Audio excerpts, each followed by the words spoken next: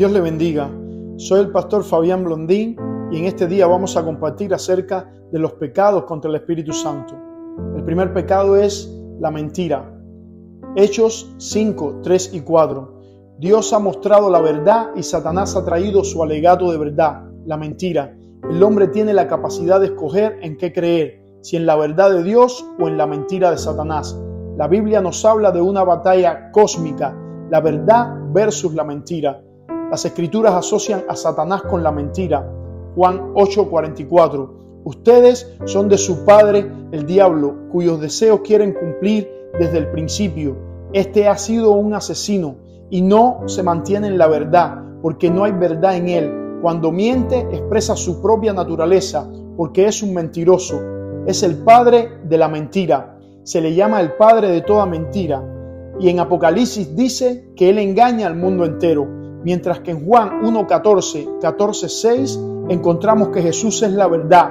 El principal propósito de su venida a la tierra era testificar de la verdad.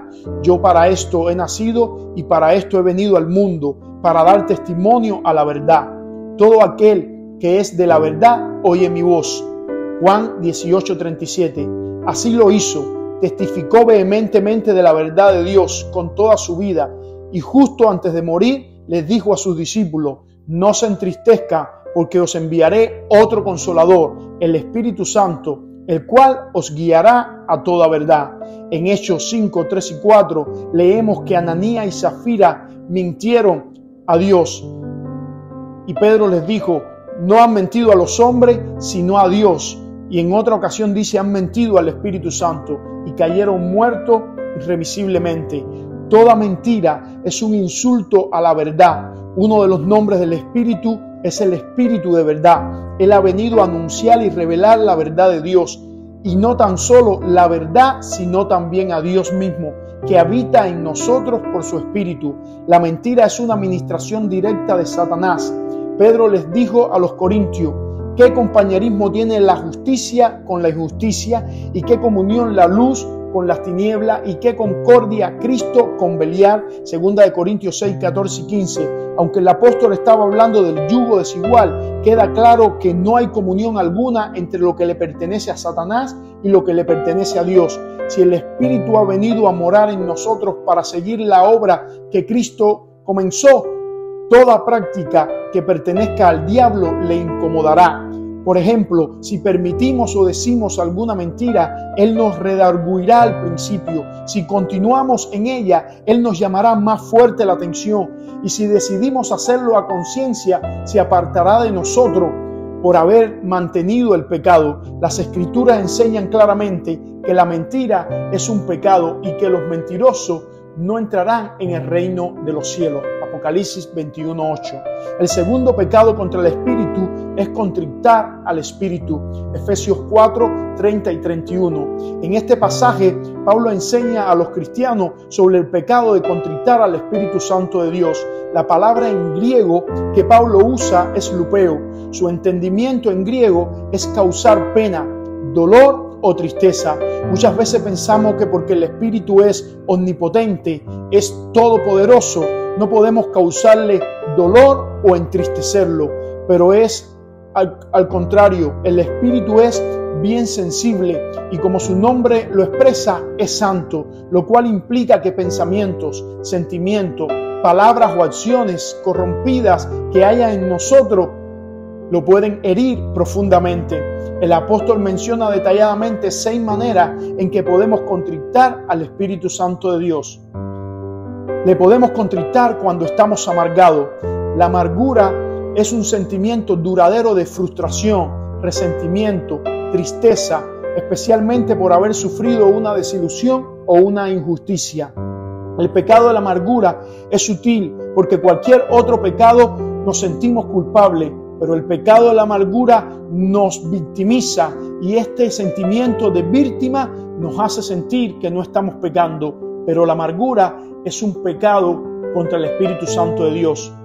Otra de las cosas que hace que el Espíritu Santo se entristezca es el enojo. El enojo es la alteración en el ánimo que suscita enfado o ira hacia una cosa o hacia alguien. El enojo es una emoción fuerte que si no lo sabemos controlar puede afectar toda nuestra vida, en lo mental, en lo físico o en lo espiritual. Otra de las maneras que podemos entristecer o contrictar al Espíritu Santo es con ira. La ira es el sentimiento de enojo que no desaparece, a menudo a una escala épica, engendrando como resultado cólera, castigo, retribución, venganza. Santiago 1:20 dice: la ira del hombre no obra la justicia de Dios. Otra de las maneras que podemos contrictar al Espíritu Santo es la gritería. La gritería a la que el apóstol se refiere es un accionar intemperante que ocurre como resultado del enojo y la ira, que además tiene como objetivo imponer la voluntad propia, controlar o dañar a otras personas. Otra de las maneras que podemos contrictar al Espíritu Santo es con la maledicencia. La maledicencia en griego significa lenguaje insultante, burla personal. La maledicencia no solo incluye palabras groseras, sino que también es un lenguaje ofensivo contra Dios o contra el prójimo. Y por último, otra de las maneras que podemos contrictar al Espíritu Santo es con la malicia. Es la inclinación a lo malo y contrario a lo virtuoso, astucia y perversidad para tener ventaja sobre el prójimo. El tercer pecado contra el Espíritu Santo es apagar el Espíritu. Primera Tesalonicenses 5:19. No apaguéis al Espíritu. El verbo griego que Pablo usa literalmente quiere decir apagar. Se emplea unas 45 veces en la Septuaginta y hay un tecnicismo en lo que Pablo usó. El verbo está en presente, es decir, la acción está en progreso. El verbo está en forma activa, es decir, el sujeto realiza la acción. Hay algo que yo debo de hacer activamente para evitar que el espíritu mengue. Y el verbo está en forma imperativa, es decir, no hay opción, es un mandato. Tiene sentido de urgencia. Debo de estar como un vigía siempre alerta para evitar algún peligro potencial que pueda apagar el espíritu en mi vida. En el Nuevo Testamento se usa este verbo de tres maneras diferentes: en forma literal, en forma figurada y en forma transferida. En forma transferida, el verbo también significa calmar, apaciguar, refrenar, amainar, extinguir. La admonición de no apagar el espíritu hace referencia a la limitación de sus manifestaciones en los carismas. No debemos suprimirlo mediante la impureza o la pereza. En el verso siguiente, Pablo dice: no menospreciéis las profecías. Primera Tesalonicenses 5:20 hace referencia a uno de los dones del Espíritu, y en el verso 21 dice: examinarlo todo, retener lo bueno. Pablo entendía claramente que la iglesia no puede marchar hacia adelante si no es con la ayuda del Espíritu Santo. Por eso Jesús prometió el Consolador cuando Él se fuera. Juan 16:7. No hay manera que la iglesia funcione sin los dones del Espíritu. Y para que haya manifestaciones de los dones, tiene que estar el Espíritu operando de una forma clara y evidente. No solo la iglesia, sino la vida de cada creyente en particular tiene que estar saturada del Espíritu Santo. Pablo le da este mismo consejo a Timoteo en forma positiva cuando le dice: por lo cual te aconsejo que avives el fuego del don de Dios que está en ti. Segunda de Timoteo 1:6. La pregunta sería: ¿qué puede apagar el Espíritu Santo de Dios en nuestras vidas? En primer lugar, el pecado. Pablo hace un llamado claro en Romanos 12:1 a presentar nuestros cuerpos en sacrificio vivo, santo y agradable a nuestro Señor. Ese es el culto que Dios quiere para Él. ¿Por qué el cuerpo? Porque es donde mora el pecado. Nuestro espíritu fue regenerado, pero el cuerpo lo tenemos que presentar al Señor de una forma limpia para que el espíritu more en nuestro cuerpo, en el templo nuestro. Otro motivo que hace apagar el Espíritu Santo es el menosprecio de los dones espirituales. Pablo dice: no menospreciéis las profecías. Pero no solo el menosprecio de la profecía apaga el Espíritu Santo, sino el de todos los dones espirituales. En la contemporaneidad hay un síndrome, y es el síndrome de la independencia. Los creyentes hoy creen que pueden hacer avanzar la iglesia con sus talentos y habilidades, y cada vez más se intenta desplazar al Espíritu Santo de ser el protagonista del reino de Dios. La iglesia primitiva se movía en una esfera sobrenatural y los dones del Espíritu estaban en constante operación, y además leemos que el Señor añadía los que habrían de ser salvos. Si la iglesia primitiva del primer siglo modeló este estilo de vida para nosotros, la iglesia del siglo XXI también debe vivir bajo la dependencia del Espíritu Santo de Dios. Por eso el llamado está constante: no apaguemos el Espíritu Santo. 4. Endurecerse. Hebreos 3, 7, 11. La palabra que usa el escritor a los hebreos significa endurecer, hacer que se obstine. En voz pasiva, ser obstinado, ser testarudo, estar endurecido. En el Nuevo Testamento se usa 6 veces y siempre está ligada a la incredulidad. Este verso hace referencia al Salmo 95, 7, 10. Si oyereis hoy su voz, no endurezcáis vuestros corazones. Cuando nos resistimos a escuchar la voz de Dios mediante el Espíritu, es un pecado frontal contra la tercera persona de la Trinidad y por ende contra toda la deidad. ¿Qué hace que los seres humanos se endurezcan y no escuchen la voz de Dios? Bueno, cuando alguien no quiere escuchar la voz de Dios, indubitablemente está escuchando otras voces. Se repite la escena del jardín del Edén. Adán y Eva decidiendo a cuál voz escuchar, si la voz de Dios o la voz del diablo. Hoy no es diferente. Constantemente en nuestras vidas vienen pensamientos y voces y nosotros debemos de elegir qué voz escuchar, si la voz de Dios o la voz del enemigo. En 2 Corintios capítulo 10 del 3 al 5 leemos: pues aunque andamos en la carne, no militamos según la carne, porque las armas de nuestra milicia no son carnales, sino poderosas en Dios para la destrucción de fortaleza, derribando argumento y toda altivez que se levante contra el conocimiento de Dios, y llevando cautivo todo pensamiento a la obediencia en Cristo. En primer lugar, este verso nos muestra que nuestra milicia, es decir, nuestra lucha, no es en la carne, sino es espiritual. En segundo lugar, que nuestra batalla en sí es derribar argumento. Un argumento es una tesis para apoyar o negar algo en sí. En la tentación de Jesús se enfrenta el mayor exponente del reino de las tinieblas, Satanás, y el mayor exponente del reino de los cielos, Jesús. Ahora, ¿cómo venció Cristo a Satanás? Fue citando las Escrituras. Escrito está. Ahora debemos notar algo importante. En 2 Corintios 10 del 3 al 5, no solo dice que debemos derribar argumentos, sino también toda altivez.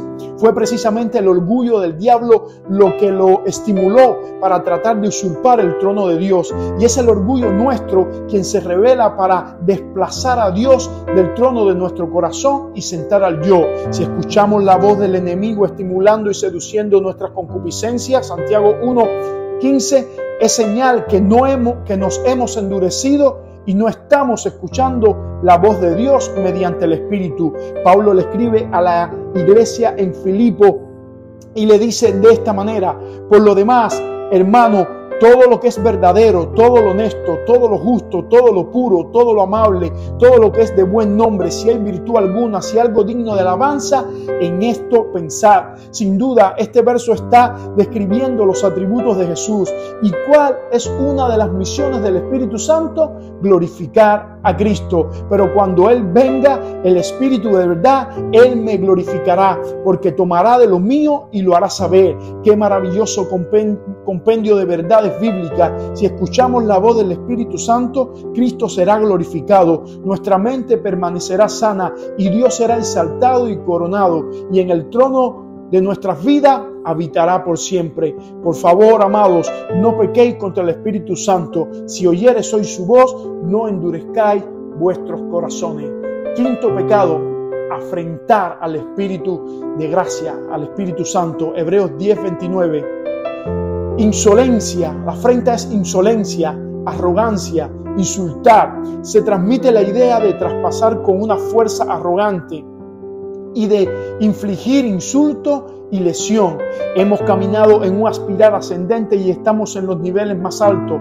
El pecado pasado era endurecerse, cerrar los oídos a la voz de Dios, pero ahora llegamos a la afrenta, ser insolente y arrogante, a tal punto que se insulta el Espíritu Santo. El escritor a los Hebreos está dando una fuerte advertencia de lo fatal que es rechazar voluntariamente el don de Dios, la gracia de Dios. Y para esto hace un contraste en esta ocasión entre el pueblo de Israel y el pecador que ha abandonado la iglesia. En el versículo 28 leemos: el que viola la ley de Moisés por el testimonio de 2 o 3 testigos muere irremisiblemente.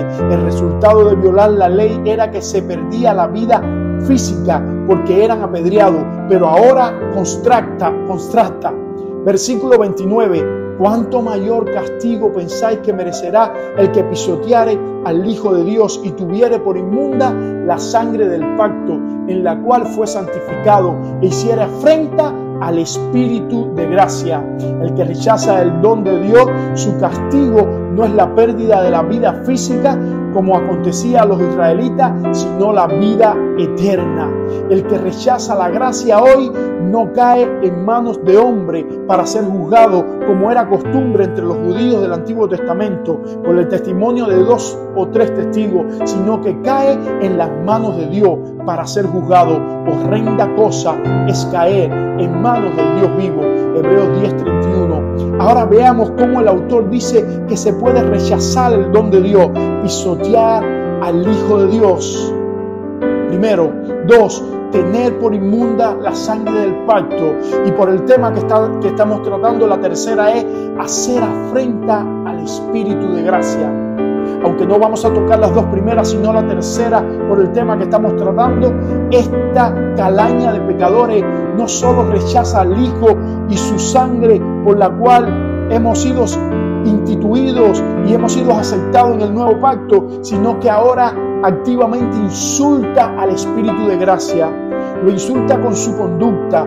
Viven de una manera desordenada, contaminando su cuerpo con todo tipo de pecado, y también lo hacen con sus palabras. Hablan y rechazan la gracia, la cual es afrenta contra el Espíritu, porque Él es el Espíritu de gracia. Y derramaré sobre la casa de David y sobre los moradores de Jerusalén espíritu de gracia y de oración, y mirarán a mí. Zacarías 12:10. Lo que un día recibieron el perdón de los pecados, disfrutaron de la comunión con los santos y gustaron el favor de Dios, hoy con toda conciencia son arrogantes, insolentes e insultan al Espíritu de Dios. Dice Juan Calvino: tratar con desprecio a aquel por medio del cual recibimos tantos beneficios es una impiedad extremadamente malvada. Así que todos aquellos que afrentan al Espíritu de gracia recibirán su justa retribución. Y llegamos al pecado más alto, la blasfemia. Mateo 12:31-32. Hemos llegado al último pecado contra el Espíritu Santo, la blasfemia, el cual dice Jesús que el que lo cometa no tendrá perdón ni en este siglo ni en el venidero. Para entender lo que significa blasfemia debemos analizar el contexto inmediato. Jesús sanó a un endemoniado ciego y mudo de tal manera, dice la palabra, que veía y hablaba. Esto provocó un alboroto tremendo. Por un lado, muchos decían: ¿será este aquel hijo de David? Asombrados de la autoridad con que Jesús hacía los milagros. Por otro lado, los fariseos: este no echa fuera a los demonios, sino por Beelzebú, príncipe de los demonios. Cristo les contestó: y si Satanás echa fuera a Satanás, contra a sí mismo está dividido, ¿cómo pues permanecerá su reino? Pero si yo, por el Espíritu de Dios, echo fuera a los demonios, ciertamente ha llegado a vosotros el reino de Dios. Todo lo que hacía Jesús en su ministerio lo hacía porque estaba lleno del Espíritu Santo y había sido ungido por el Espíritu Santo. Lucas 4:18, el Espíritu está sobre mí, el Espíritu de Jehová está sobre mí, por lo cual me ha ungido. Y Hechos 10:38, y este anduvo haciendo bienes porque el Espíritu le había ungido. Las obras que Jesús hacía era porque estaba ungido con el Espíritu Santo, no porque la tercera persona de la deidad sea más poderosa que la segunda, sino porque Jesús, al tener naturaleza hipostática, es verdadero Dios y verdadero hombre. Como Dios, cuando se encarnó, solo perdonó pecado y recibió adoración, y como hombre hizo lo demás para dejar ejemplo a sus discípulos, que si viven una vida llena y ungida del Espíritu Santo, viven una vida de victoria. Lo que sucede en este pasaje es que los fariseos se están atribuyendo de una forma consciente e intencional a Satanás lo que el Espíritu Santo estaba haciendo por medio de Cristo. Esto es blasfemia, atribuir a Satanás las obras carismáticas del Espíritu Santo de Dios. La blasfemia contra el Espíritu Santo siempre sucede de una forma gradual. Veamos cómo los fariseos llegaron a tal conducta. Mateo 9:11, cuando vieron esto, los fariseos dijeron a los discípulos: ¿por qué come vuestro maestro con los publicanos y pecadores? Mateo 12:2, viéndolo los fariseos le dijeron: he aquí tus discípulos hacen lo que no es lícito hacer en el día de reposo. Mateo 12:14, y salidos los fariseos tuvieron consejo contra Jesús para destruirle. Vean cómo llegan los fariseos a blasfemar contra el Espíritu Santo de Dios. Mateo 9:11, Mateo 12:2, Mateo 12:14 y el pasaje que nos ocupa. De tal manera llegaron ahí. La blasfemia no ocurre en un momento puntual, sino que es una intención marcada, constante, voluntaria y confrontativa contra Dios, el Espíritu Santo, quien establece el reino de Dios en la actualidad. Muchas personas tienen temor en sus corazones de haber cometido blasfemia contra el Espíritu, y otras de que suceda sin darse cuenta que tal sentimiento es la evidencia de que no califican para cometer la blasfemia. Algunos teólogos dicen que es imposible cometer blasfemia porque ya Cristo, que hacía los milagros, no está en la tierra, y otros dicen que está todavía el Espíritu, por lo cual debemos de tener cuidado de no pecar contra Él. Lo cierto es que si hay algún sentimiento de cuidado, de reserva, de temor santo en nosotros, nunca vamos a cometer blasfemia, porque ese mismo sentimiento no nos deja caminar en un camino ascendente y llegar al punto de la blasfemia. Con una ilustración sencilla les ejemplifico la enseñanza de Jesús. Si usted camina una vez por el jardín de su casa, 2, 3, 4 veces, no sucede nada. La hierba se mantiene verde, hermosa. Pero si hace del jardín de su casa un trillo por donde usted va a transitar diariamente, va a salir, va a entrar, va a pasar todo tipo de artículos, bicicleta, carriola, carretones, ese jardín se seca. La hierba pierde su vida. De tal forma, la blasfemia contra el Espíritu Santo es atribuir a Satanás la obra carismática del Espíritu Santo. Es en una forma ascendente, es voluntaria, intencionalmente, confrontativamente, de una forma marcada para tratar de darle la gloria al demonio en vez de a Dios. A forma de conclusión, mencionamos los pecados contra el Espíritu Santo: mentir, contritar, apagar, endurecerse, afrentar y blasfemar contra el Espíritu Santo. Dios te bendiga en este hermoso día.